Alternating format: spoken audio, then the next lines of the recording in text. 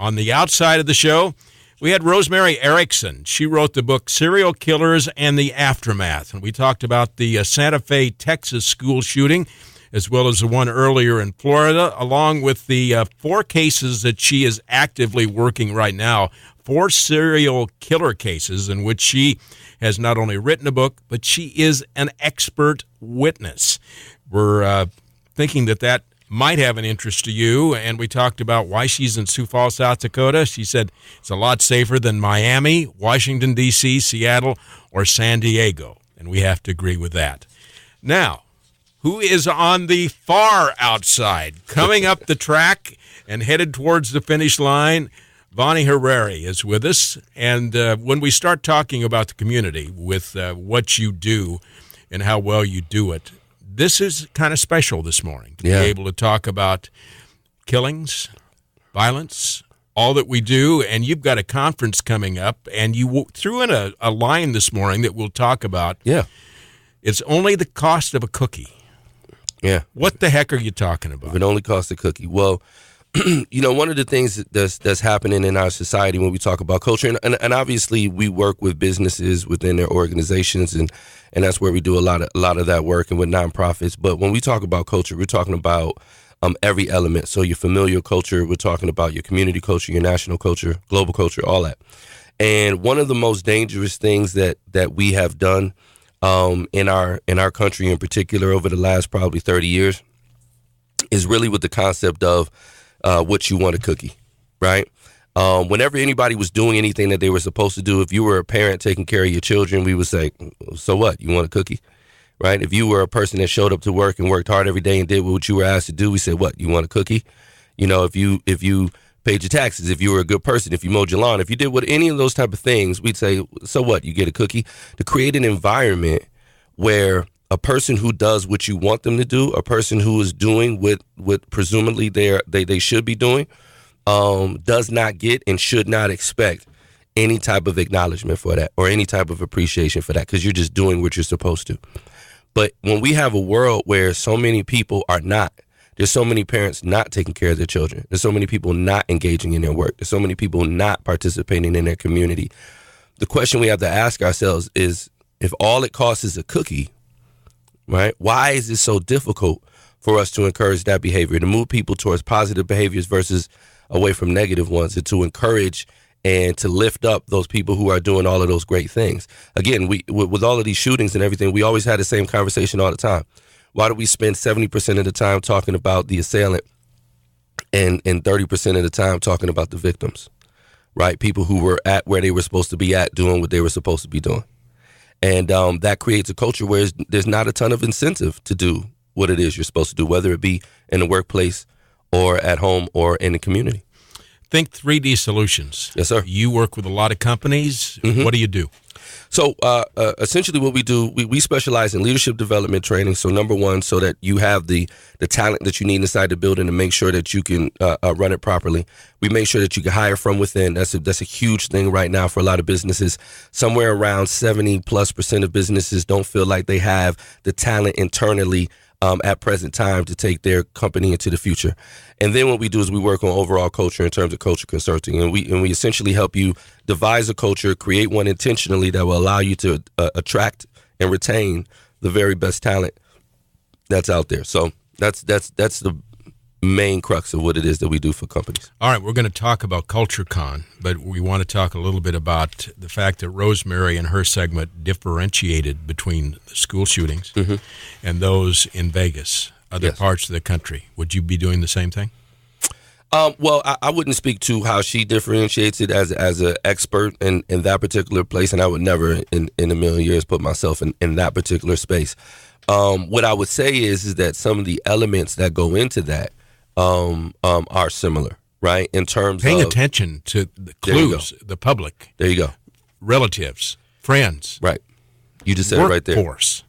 Relationship, right? Relationship. And so because people want to be seen, right? People can deal with being loved, they can deal with being hated. What they can't deal with is being ignored. What they can't deal with is being invisible, right? People want to be seen, they want to be acknowledged. And the natural part about that is when you do see people, you develop a certain type of empathy that allows you to connect with them in a way that you otherwise would not be able to. And so in a lot of these situations, these people went unseen. That's a common denominator in many of these cases. And so they lashed out and they did whatever it is that they did for a lot of reasons that, like I said, I'm not qualified to get into. But the one common denominator is that they went unseen. They weren't acknowledged. There wasn't a relationship there. Or at the very least, there wasn't really a one where a person was really in tune, a confidant to some of these people where they can understand that. And so we moved too late. And so is there a policy answer to all of this stuff? I don't know. I think is unlikely. I think the best opportunity that we have is to see people, acknowledge people, fold them into the culture so that we can address the issue, whether we agree with their behaviors or not. We don't want it to get to where it commonly gets to. 6 months ago, we were talking about the sexual harassment. Yes, sir. And that 2018 gave us an opportunity with the lawyer that we had on the air, some of the other experts that were talking. Mm-hmm. The women had talked to me a little bit about. We talked to 5 different women, 5 different generations, mm-hmm. all talking about, yes, they were sexually harassed in some way in the workforce. It might have been they didn't have the same rights as men. They were treated like they were property rather than a mind. Mm-hmm. And when we asked Rosemary about that this morning, she says it hasn't gone away. It's still here. No, I don't think it is even close to that, right? I think we had a great conversation. I think some things were happening in terms of some high-profile investigations and firings, and that probably makes people feel better. And obviously, the activity in terms of the campaigns on Twitter. But I'm in the camp that I would prefer a policy over an apology, right? And sometimes what happens is that we want the surface level thing and not necessarily the thing that really changes it. And again, I go back to there are some things that can be done with policy, but more of it is going to be done in not only in policy, but in empowerment, and that is empowering our young men to be able to identify these things and have the courage to be able to stand up when it means that they have to risk social status, when it means that they have to potentially risk positioning and things of that nature. But it really matters when we empower our women, and we have a lot of great women in this community doing that. Obviously, MB does a lot with that. But empowering young women so that they know what their value is, they know what their worth is, they can clearly see what's appropriate, and they also have the ability and the resources to be able to say, I don't need to endure this. The power for a person doesn't come in their ability to be able to say yes. Their power comes in their ability to be able to say no, to be able to say, no, I'm not going to do that. I'm not going to take that job. I'm not going to endure this behavior. I'm not going to be in this environment. That's where the true power lies, not in, yes, I'll take that promotion. Yes, I'll take that, whatever, despite how it is that you treat me, talk to me, or deal with me. We were talking last November about that coming up in 4 or 5 months. You have an event that's coming up that you want to share, and you want people to start getting in line. We are super excited for this. So we're going to be opening up the airwaves on June 1st. So on the 1st is where it's going to be made available.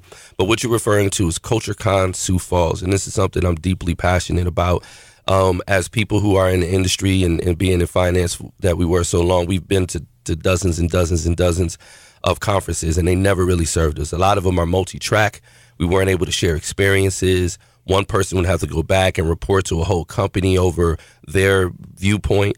The speakers weren't engaging. It wasn't interactive, and I never really got any tools that I could take back and actually do something with.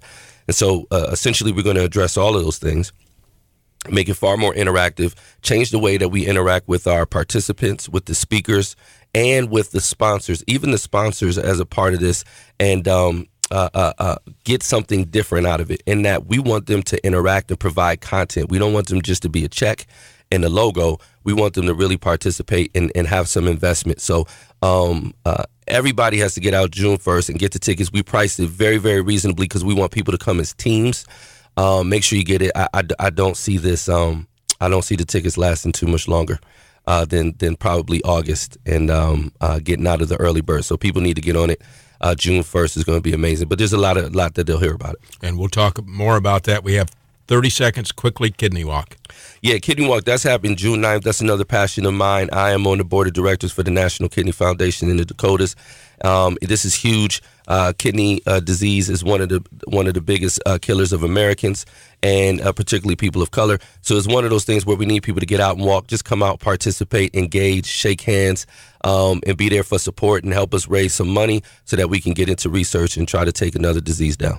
Bonnie Hariri, Think 3D Solution. Lots to talk about. Last November, moving ahead. We'll talk the rest of this year. Absolutely. Thank you, sir.